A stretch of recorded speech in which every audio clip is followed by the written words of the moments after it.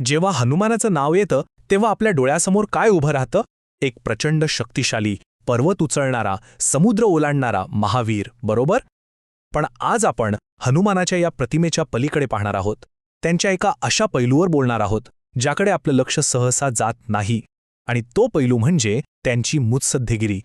हो, अर्थातच हनुमान म्हणजे शक्ती आणि पराक्रमाचं प्रतीक. त्यांची शारीरिक ताकद अफाट होती, यात काहीच शंका नाही.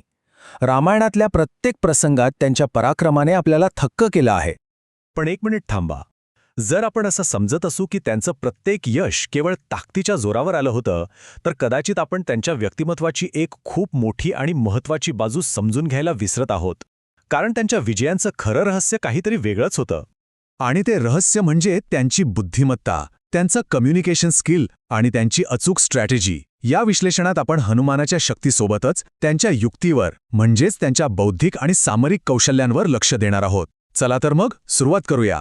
आजच्या काळात कोर्ट कचेरीच्या बाहेर वाद मिटवण्यासाठी ऑल्टरनेटिव्ह डिस्प्यूट रेझोल्यूशन म्हणजेच ADR सारख्या पद्धती वापरल्या जातात.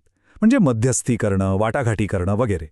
तुम्हाला आश्चर्य वाटेल, पण या स्रोत सामग्रीनुसार हनुमान हे याच कौशल्यांचे एक प्राचीन आणि कदाचित सर्वश्रेष्ठ उदाहरण होते. याचं सगळ्यात उत्तम उदाहरण म्हणजे किष्किंधाकांड. इथे हनुमानांनी एक अत्यंत गुंतागुंतीचा वाद मिटवून एका मोठ्या युतीची पायाभरणी केली होती. हे त्यांच्या मध्यस्थी कौशल्याचं एक परफेक्ट उदाहरण आहे. इथे बघा, त्यांची प्रक्रिया किती पद्धतशीर होती. सगळ्यात आधी त्यांनी राम आणि सुग्रीव या दोघांचाही विश्वास जिंकला. त्यानंतर त्यांनी दोघांमध्ये संवादासाठी एक पूल तयार केला आणि याच विश्वासाच्या पायावर वालीचा पराभव करण्यासाठी एक शक्तिशाली युती उभी राहिली. आणि इतकंच नाही, तर सुग्रीव आणि वाली यांच्यातलं द्वंद्वयुद्ध हे धर्माच्या नियमानुसारच होईल याचीही त्यांनी काळजी घेतली. आता आपण वळूया लंकेकडे. हा खूप महत्त्वाचा प्रसंग आहे. इथे हनुमानाने परिस्थितीनुसार आपलं संवाद कौशल्य कसं बदललं हे पाहणं खरंच खूप इंटरेस्टिंग आहे. म्हणजे बघा, मोहीम एकच, पण वेगवेगळ्या लोकांशी बोलण्याची पद्धत पूर्णपणे वेगळी. अशोक वाटिकेत जेव्हा ते सीतेशी बोलले तेव्हा त्यांचे शब्द केवळ एक संदेश नव्हते, तर ते एक भावनिक आधार होते.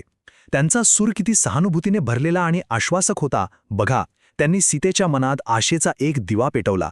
पण हेच हनुमान जेव्हा विभीषणाला भेटले तेव्हा त्यांचा टोन पूर्णपणे स्ट्रॅटेजिक होता. त्यांनी विभीषणाच्या निर्णयाचं कौतुक केलं, पण त्याचवेळी अत्यंत हुशारीने एक प्रश्नही विचारला की आम्ही तुमच्यावर विश्वास का आणि कसा ठेवावा. इथे उद्देश होता विश्वास निर्माण करणं आणि माहिती मिळवणं. आणि आता विचार करा रावणाच्या दरबाराचा. एक कैदी म्हणून उभे असतानाही हनुमानाच्या आवाजात भीतीचा लवलेशही नव्हता.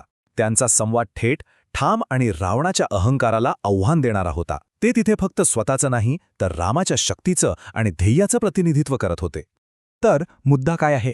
एकाच प्रवासात हनुमानाने 3 वेगवेगळ्या व्यक्तींशी त्यांच्या स्वभावानुसार आणि परिस्थितीच्या गरजेनुसार संवाद साधला. सहानुभूती, रणनीती आणि निर्भयता हे तिन्ही पैलू त्यांनी अत्यंत कुशलतेने वापरले. हे एका श्रेष्ठ मुत्सद्द्याचं लक्षण नाही का? पण हनुमानाच्या चरित्रातला एक प्रसंग असा आहे ज्यावर नेहमीच चर्चा होते. तो म्हणजे लंकादहन. हा निव्वळ रागाचा स्फोट होता की यामागेही काही खोल रणनीती दडलेली होती? चला या प्रश्नाचं उत्तर शोधण्याचा प्रयत्न करूया.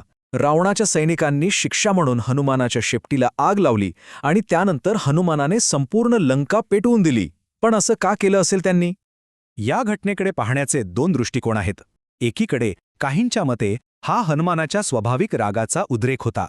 पण दुसऱ्या बाजूने पाहिलं तर ही एक थंड डोक्याने केलेली लष्करी कारवाई होती. याचा उद्देश रावणाच्या सैन्याचं मनोधैर्य खच्ची करणं, त्यांच्या मनात दहशत निर्माण करणं आणि लंकेच्या संरक्षणाची कमजोरी तपासणं हा असू शकतो. या सगळ्या घटनांमधून हनुमानाची वेगवेगळी कौशल्य आपल्यासमोर येतात. प्रभावी संवाद, तटस्थता, वाद सोडवण्याचं कौशल्य, लोकांना जोडण्याची क्षमता, वाटाघाटीमधली हुशारी आणि आपल्या ध्येयाप्रती असलेली अविश्वसनीय निष्ठा. पण आता येतो सगळ्यात मोठा आणि खरा प्रश्न. एवढी शारीरिक ताकद, एवढी बुद्धिमत्ता, एवढं कम्युनिकेशन स्किल, या सगळ्याचा स्रोत काय होता? हनुमानाला ही सगळी शक्ती मिळाली तरी कुठून? आणि या प्रश्नाचं उत्तर खूप सोपं आहे. फक्त एका शब्दात: भक्ती. हनुमानाच्या प्रत्येक कृतीचा, प्रत्येक विचाराचा आणि प्रत्येक सामर्थ्याचा उगम त्यांच्या प्रभू श्रीरामांप्रती असलेल्या अढळ भक्तीत होता. हा श्लोक बघा, यातच हनुमानाच्या सामर्थ्याचं सगळं रहस्य दडलेलं आहे. ते म्हणतात, जेव्हा मी स्वतःला शरीर मानतो तेव्हा मी तुमचा दास आहे, जेव्हा मी स्वतःला जीव मानतो तेव्हा मी तुमचा अंश आहे, आणि जेव्हा मी स्वतःला आत्मा मानतो तेव्हा मी आणि तुम्ही एकच आहोत.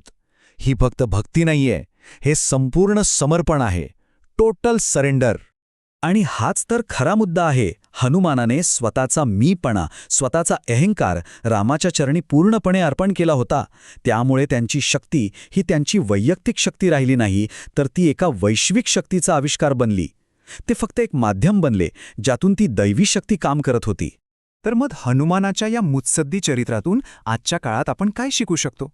त्यांचे धडे आजही तितकेच महत्त्वाचे आहेत, जे आपल्याला खूप काही शिकवून जातात. यातल्या 4 गोष्टी अगदी स्पष्ट आहेत. पहिली, खरी ताकद पदात किंवा अधिकारात नाही, तर निस्वार्थ सेवेत आहे. दुसरी, संवाद हे जगातलं सगळ्यात मोठं शस्त्र आहे. तिसरी, आपल्या ध्येयावर पूर्णपणे लक्ष केंद्रित करणं किती महत्त्वाचं आहे. आणि चौथी, जेव्हा तुमची कृती निस्वार्थ असते तेव्हा अशक्य वाटणाऱ्या गोष्टीही शक्य होतात. आणि जाता जाता एक विचार. आजच्या या स्पर्धात्मक जगात आपण सगळेच नवनवीन स्किल्स शिकण्याच्या मागे धावत आहोत. पण हनुमानाची कथा आपल्याला एक महत्त्वाचा प्रश्न विचारते. खरी शक्ती फक्त कौशल्य मिळवण्यात आहे, की त्या कौशल्याला निस्वार्थ सेवेची जोड देण्यात आहे? यावर विचार नक्की करा.